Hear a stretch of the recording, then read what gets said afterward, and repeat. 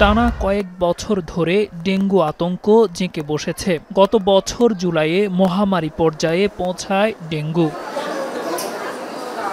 এবছরও বাড়ছে ডেঙ্গু রোগী। হাসপাতালগুলো থেকে পাওয়া তথ্য মতে শহরের চেয়ে বেশি ডেঙ্গুতে আক্রান্ত হচ্ছে মফস্বলে। এমন অবস্থায় বাঁচার উপায় কি? কেবল সচেতনতাই তো সমাধান মিলছে না। ২০২৩ সালে ডেঙ্গু টিকার পরীক্ষামূলক প্রয়োগের কথা জানায় সরকার। ১ বছর পার হলেও এখনও টিকার অগ্রগতি জানা যায়নি।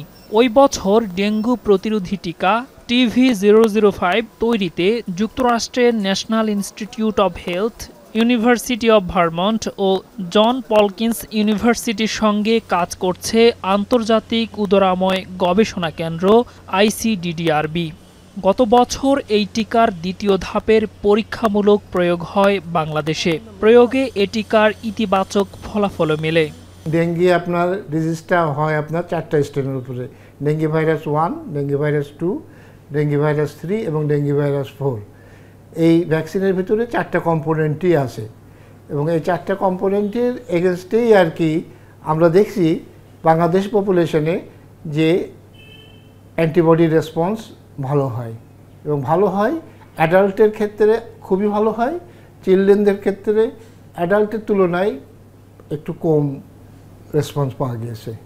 TV005 ডেঙ্গু টিকা পরীক্ষায় নেতৃত্ব দানকারী এ বিজ্ঞানী জানালেন, এ টিকা পেতে দীর্ঘ সময় লাগবে। তবে তৃতীয় ধাপেও বাংলাদেশে পরীক্ষার সুযোগ পেলে স্বল্প মূল্যে টিকা প্রাপ্তি সহজ হতো।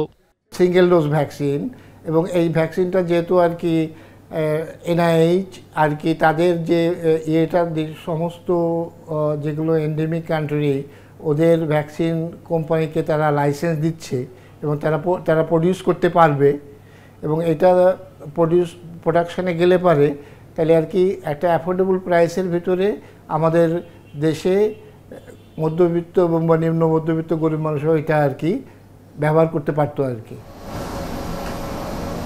এদিকে জাপানে উৎপাদিত ডেঙ্গু টিকা কিউডেঙ্গা দেশে এনে পরীক্ষামূলক প্রয়োগের কথা থাকলেও অগ্রগতি নেই। এতে দেশে সহসাই মিলছে না এই ডেঙ্গু টিকাটিও।